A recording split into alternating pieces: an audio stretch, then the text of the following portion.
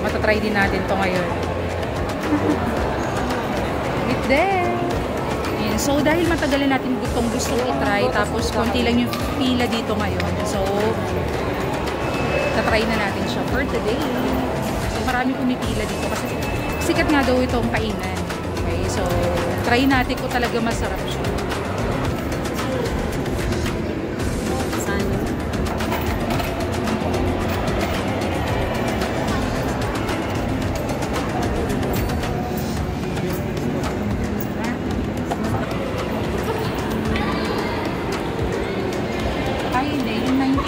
Toppings yun.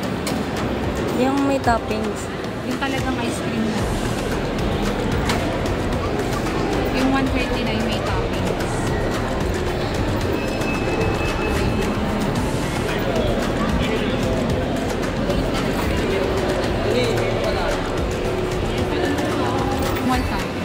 One toppings.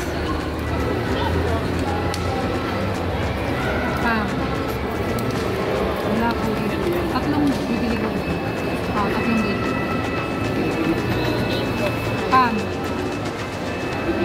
Same name na lang lahat.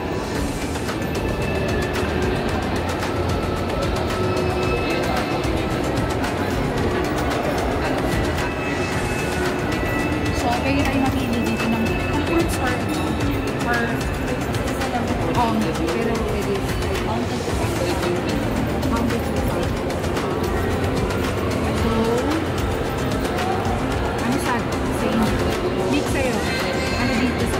Pero isa lang. Isa lang dyan yung pwedeng tapos. Ito.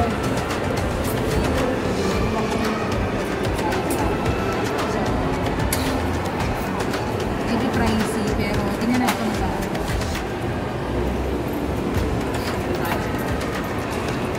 Ito was a salad.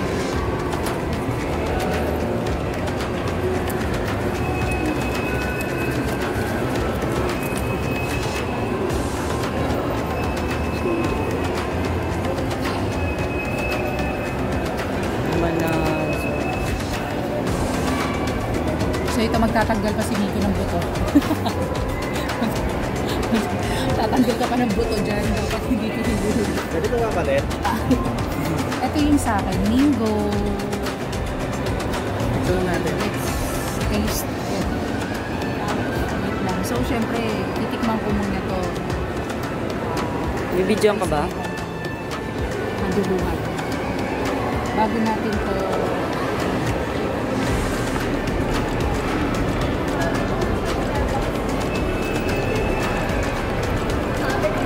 masarap.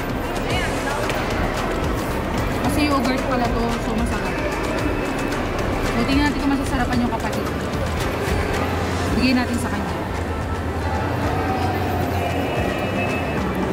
Ayan, so actually dalawa lang talaga sila dapat. Nakikulo tayo.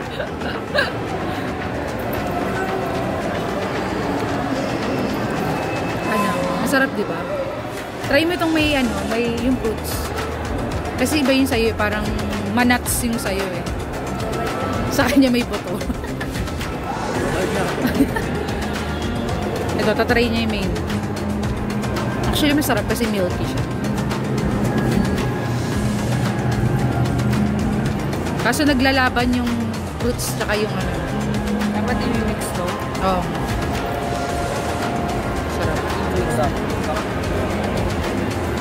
Ayan, so kung yayamanin ka, bibili mo yung ganitong yogurt. Sarap. May buto yun sa kanya. Sarap. Next time po, paki-seedless. Dapat seedless talaga yan. Salamat sa nanlibre sa atin. Dito. So, lalagay yung description sa baba. Visit nyo na lang po. Dito rin sa may SM Dasma. Pwede nyo siya mag-visit. Ayan. So, naubos na natin yung ating binili kanina yung sa yogurt. So, masarap naman siya and I think magugustuhan din ng mga bata. kinain natin. So, lalagay ko yung description sa baba, okay, para mag-visit nyo yung mga toppings or mga flavors na pwede nyo pang ilagay kapag bumili kayo. Kasi sa amin, simple lang yung binili namin. So, salamat sa pagsama nyo sa amin. Huwag natin kalimutan, BBG.